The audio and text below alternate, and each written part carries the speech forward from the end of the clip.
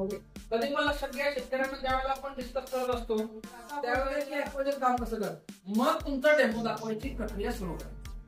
अचानक सगळं दाखवायचं नाही, हळूहळू करायचं. मग आपण काय करायचं, थोडंसं पाणी टाकायचं त्याच्यामध्ये,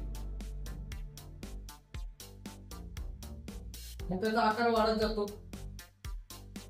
साहेब जसं जसं आपण पाणी टाकत जाऊ तर त्याचा आकारमान जो आहे तो वाढत जातो. पाणी ऍड करायचं, तुमच्या हातावरनं पाणी येणार, खाली अजिबात पाण्यात पडत नाही. झाडाला काही चूक सांगा, किती पण पाणी ऍड करायचं. वॉटर होल्डिंग कॅपॅसिटी जी आहे ना, आपण घेतो एक चिमट.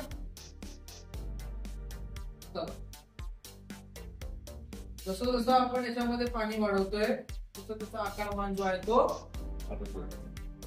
तुम्हाला दिवसभरामध्ये काम नसेल याच्यावर खेळत बसा, काही अडचण नाही. तुमचा पाणी कमी पडेल पण याची पाणी पकडून ठेवण्याची क्षमता वाढतच जाईल.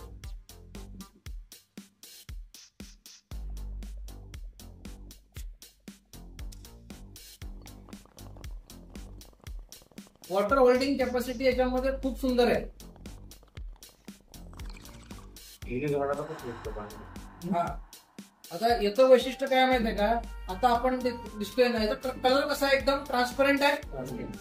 ठीक आहे, कलर एकदम याचा ट्रान्सपरंट आहे, म्हणजे पारदर्शक आहे. आता आपण काय करू, थोडंसं पाणी त्याचं बंद करू. ठीक आहे, म्हणजे यांच्या हाताचा कलर आणि याचा कलर जवळपास सेम. आता याच्यामध्ये आपण पाणी देणं ज्यावेळेला बंद करतो त्यावेळेला थोडंसं ताण याच्यामध्ये पडतो आणि हे काय करतं, परत त्याच्या नॉर्मल पोझिशन मध्ये, नॉर्मल कलर सुरुवातीला कुठला होता, पांढरा होता. आता जसं जसं आपण त्याच्यामध्ये पाणी देणं बंद करतोय ना, तुम्हाला डोळ्याने दिसेल की याचा कलर जो आहे आता व्हाईट व्हायला लागला.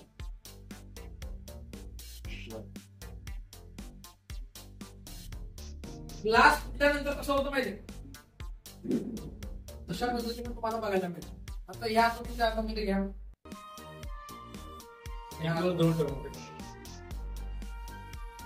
आपण घेतलं होतं आणि झालं केवढं.